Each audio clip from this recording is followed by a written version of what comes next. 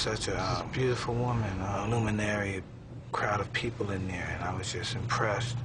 And there was this model there that was just looking this incredible, man. I'd never seen a woman look so exquisite. And for some bizarre reason, she started talking to me as if she knew me. I didn't know her at all, but I knew she knew who I was, but she was intrigued with me. And it was so bizarre. She went into the bathroom, and I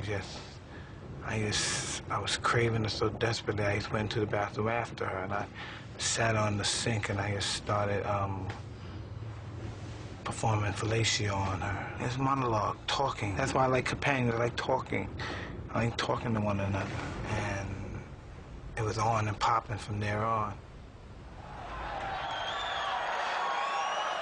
I can remember boxing for the heavyweight championship of the world. It was November 22nd, 1986. I was fighting against Trevor Berbick.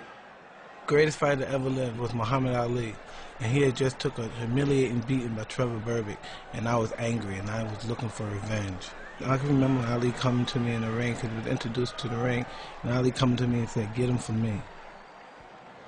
By that time, I got a hold of Trevor Berbick. I was just, I had sex. But I must have been a prostitute I had sex with, because I had contracted gonorrhea. Either a prostitute or else a very filthy young lady. I can't even remember. I was burning like a good human in July. And, but I knew it was just, I was too embarrassed to go to the doctor at the time, so I had to just endure the pain. But it didn't bother me. The gonorrhea didn't bother me, because I always had my mind framed with the old fighters such as Harry Greb, Mickey Walker, and those kind of guys. These guys lived that kind of life. They didn't care about anything. They had one objective, and that was to just win. And I just wanted to win. Crushing right hand. Wow with the left hook. I wanted to decimate him. I know if I decimated him, everybody would know I was a serious contender. And everybody would take me for real. Because at that time, people knew I was a good fighter, but they thought I was fighting tomato cans and flunks, and they didn't know. They said, this guy's not a real fighter. He's just fighting easy fights. So that's why my main objective was to decimate him. I wanted to take him out in one round. I wanted to really hurt him real bad. Bangs the body. Wow, with that uppercut is Tyson. Catches him with a right left hook, and he goes down. He represented my future, my life. He represented everything that I wanted in life.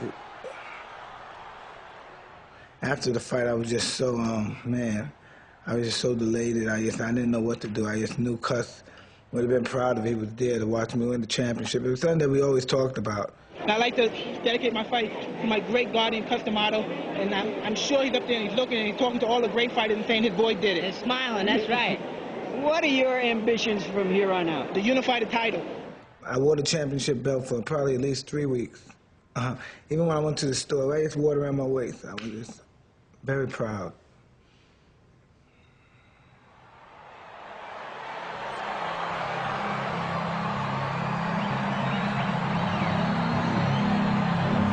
This heavy metal sound that you hear is Mike Tyson about to make his way in, I believe.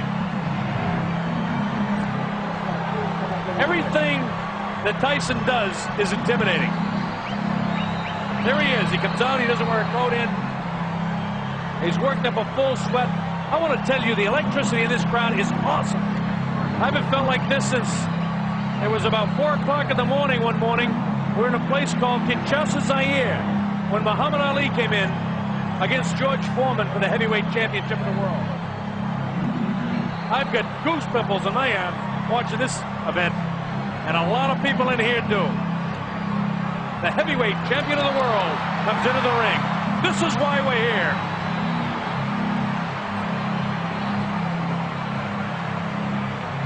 Tyson looks the way he always does when he walks in. He's here strictly for business.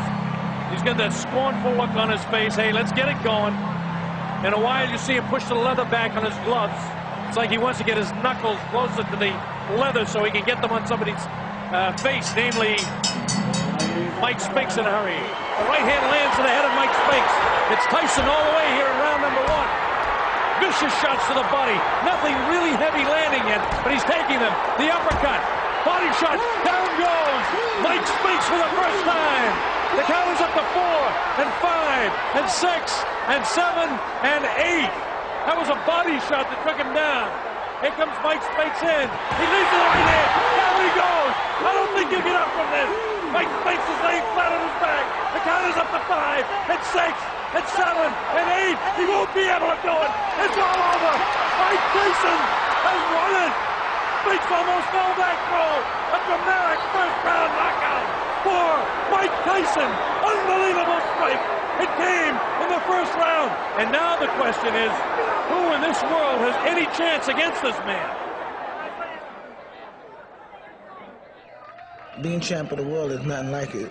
When you're heavyweight champ of the world, you have to understand, being heavyweight champ of the world is great in itself, but being a particular type of heavyweight champ of the world is nothing like it. Being the same breath of like a Joe Louis or Muhammad Ali and those type of guys, there's nothing like it, where the whole world know who you are. Where you from the United States of America and you get off the plane in another country, it's like you never left home. Everybody in the whole country know who you are. I met the president of Chechnya, I met the president of Istanbul, I was celebrated in Russia. It's unbelievable. I've been to St. Petersburg, I've been to Moscow, they gave me a parade in Moscow.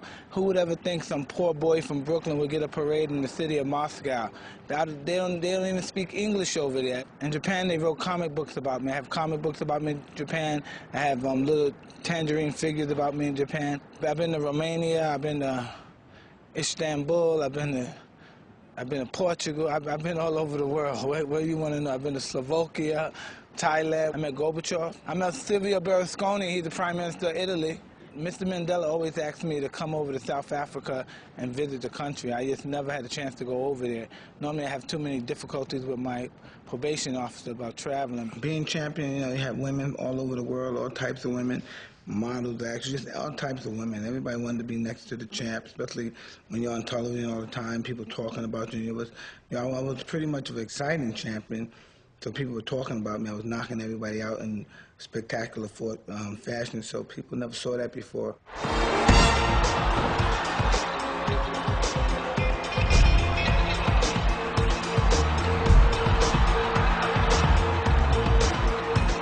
My mission is to go and destroy and not to let anything get involved. You get punched, you get hurt. I refuse to be hurt, knocked down, and knocked out. I can't lose. I refuse to lose. That's huge right hand. That should be it.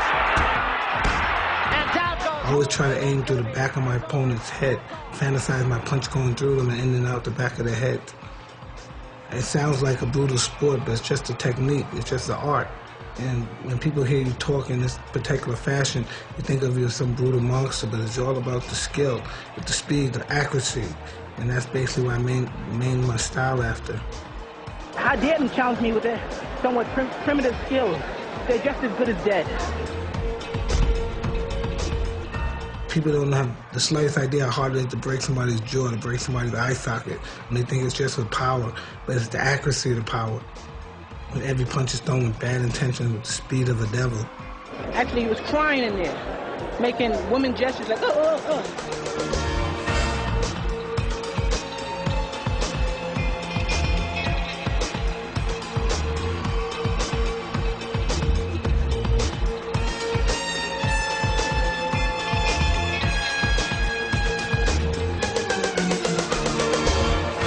My job was to hurt people. I love fighting, not because I like hurting people, because I like the after effect of fighting. And that meant I got the job right.